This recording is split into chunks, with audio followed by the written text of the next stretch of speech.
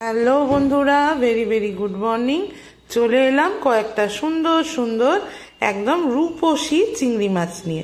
চিংড়ি মাছগুলো সাইজগুলো এত সুন্দর, আমার ভাইয়ার জন্য মানে দুবেলা হয়েও আমরাও একটা একটা করে কর্তাগিন্নি খেয়ে নিতে পারবো।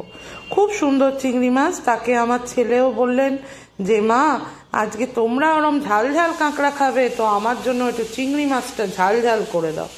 তাই হোক, বাবু যা বললো তাই করে দিই। আমার ভাইয়া যা বললো তাই চেষ্টা করছি করার। প্রথমে তো কড়াই বসিয়েই দিয়েছিলাম, আর চিংড়ি মাছটাকে পটপট করে দিয়ে এবারে আমি শুধু ভেজে তুলবো। তবে ফ্রেশ চিংড়ি হলে, ভালো চিংড়ি হলে, কোনো রকম যদি চিংড়ির মানে একদম তরতাজা থাকে, তাহলে কিন্তু কখনোই আমি বেশি চিংড়ি মাছ ভাজি না, যতটুকু দরকার। নাহলে কিন্তু চিংড়ি মাছ রাবারের মতো হয়ে যায়, শক্ত হয়ে যায়। সেই টেস্টটা, চিংড়ি মাছের যে অথেন্টিক টেস্ট, সেটা আর পাওয়া যায় না। চিংড়ি মাছটা অল্প করে ভেজে যতটুকু আমার দরকার ছিল আমি ভেজে নিয়েছি, এবং মাছগুলোকে এবারে পটপট করে তুলে নিচ্ছি।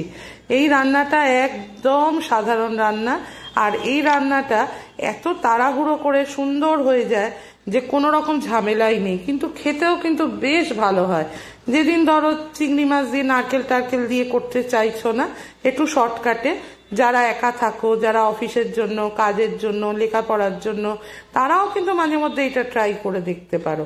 আর ওই চিংড়ি মাছ ভাজার তেলটার মধ্যেই কটা দারচিনি, এলাচ, লবঙ্গ আর দুটো তেজপাতা একদম ছিঁড়ে ছিঁড়ে কুটি কুটি করে দিয়ে দিয়েছিলাম। এরপর ফোড়নে সবসময় ফোড়ন দেওয়ার পর কিছুক্ষণ ওয়েট করতে হয়। ফোড়ন থেকেই নিজস্ব একটা অ্যারোমা বার হয়, নিজস্ব একটা গন্ধ বার হয়, তাহলে বুঝবে তোমার ফোড়ন রেডি। কাঁচা ফোড়নে রান্না করলে ফোড়নের গন্ধটা কিন্তু একদমই পাওয়া যায় না। অল্প একটু পেঁয়াজ তো সকালে বেটেই রেখেছিলাম, তার জন্য 1 থেকে 1.5 চামচ, আমার চিংড়ি মাছের পরিমাণ কম, আমি এই ছোট চামচের 1.5 চামচের মতো পেঁয়াজ বাটা দিয়ে দিলাম। পেঁয়াজটা বেটে নিয়ে একদম পেঁয়াজটাকে মিক্সিতে ঘুরিয়ে নিয়েছিলাম। পেঁয়াজ বাটাটা দিয়ে এবারে আমি সুন্দর পেঁয়াজের কাঁচা গন্ধ যেটা, সেটাকে একদম মেরে ফেলার চেষ্টা করব। আর দেব সামান্য 1-1.5 চামচ আদা রসুনের পেস্ট। ব্যাস, আমার চিংড়ি মাছের আর কোনো সেরকম মশলা নেই। এরপর আসবো গুঁড়ো গম মশলার দিকে। যেমন বেসিক নুন দেব, হলদি রানীকে দেব, সামান্য একটু ধনে গুঁড়ো দেব, জিরে গুঁড়ো এটার মধ্যে আর আমি অ্যাড করিনি। আর এইভাবেই রান্না হচ্ছে। তো আজকের দিনটাও তোমাদের কিরম কাটছে, কোথা থেকে আমার ভিডিও দেখছো, ভালো লাগলে অবশ্যই একটু লাইক, শেয়ার, কমেন্ট, আর রোজকার জয়সিকে প্লিজ একটু সাবস্ক্রাইব করে দিও। তোমরা দেখতেই পেলে আমি অল্প একটু টমেটো সস দিয়েছি, তার সঙ্গে দিয়েছি বেশ কিছুটা শুকনো লঙ্কার গুঁড়ো। ছেলেরও যে আবদার, আজ ঝাল ঝাল খাবো মা, আর ওপর দিয়ে দিলাম ধনে গুঁড়ো। যা মুখে বলছিলাম আর কি, কথা বলতে বলতে মানে কি একটার পর একটা বলি আর কাজ করি। আর একটু বেশ একটু তোমার ওই কাশ্মীরি গুঁড়ো লঙ্কাও দিলাম, যাতে কালারটা অসাধারণ আসে।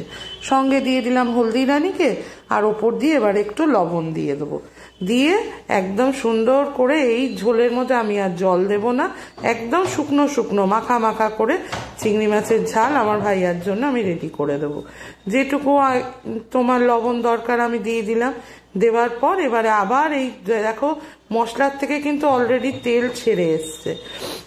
এরপর আমি আর ওয়েট না করে চিংড়ি মাছ কটাকে দিয়ে দিলাম। একদম লাল লাল ঝাল ঝাল চিংড়ি মাছের একদম কষা কষা সুন্দর একটা ঝাল তৈরি করে দিলাম।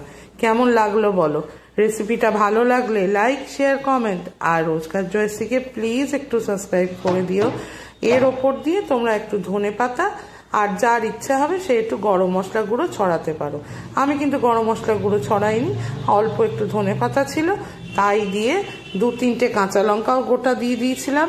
বাবারও যদি দরকার হয়, ছেলেরও যদি দরকার হয়, তার জন্য দিয়ে দিলাম। দিয়ে এবারে একদম আমার চিংড়ি মাছ রেডি। দেখো পুরো রেসিপিটা দেখতে কেমন লাগছে বলো তো? খেতে কিন্তু অসাধারণ হয়েছিল। অসাধারণ মানে সত্যিই অসাধারণ। আমি না খেয়ে কখনো সেই রান্না তোমাদের সঙ্গে শেয়ার করি না। যেটা আমার ভালো লাগে আমি সেটাই তোমাদের সঙ্গে শেয়ার করি।